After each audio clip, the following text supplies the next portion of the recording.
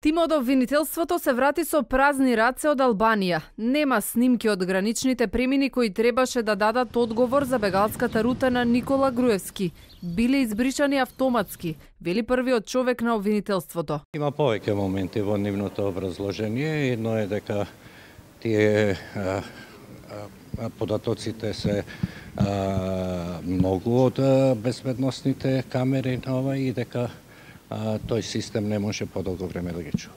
Дори дека воопшто ги нема, така да кажете? Ги избришале? Не го избришале, него снимки, него автоматски работа тие уреди. Овие снимки беа побарани во ист ден со видео записите од границата во Црнагора, но тие пристигнаа за 2 недели. Од Тирана нема одговор зошто, ако се знае дека системот автоматски брише податоци, се чекаше повеќе од 2 месеца за да соопштат дека безбедносните снимки во меѓувреме се избришале. Јовевски не прецизира дали ова се клучните докази за истрагата и дали по најновата вест од Албанија ќе остане тајна, како избега поранешниот премиер.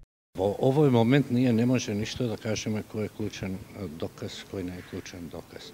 Обвинителството, како што беше соопштено, презема повеќе мерки за обезбедување на докази, од сослушување на лица до снимките од безбедносните камери до други податоци во врска со конкретниот настан.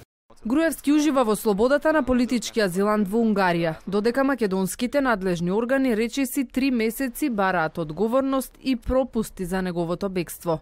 Први бегалската рута на Груевски ја објавија соседните земји. Српскиот премиер тврдеше дека тој на 11 ноември влегол во Албанија со лични документи и пасаван во придружба на унгарски дипломати, со кои го продолжува патот нагоре кон Црнагора, Србија и Унгарија.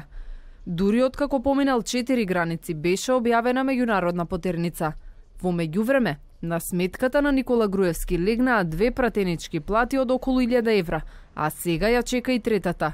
Доколку собранието го изгласа новиот предлог закон од вчера, ќе му биде укината платата, која сега по бегството му е намалена за минимални 5%.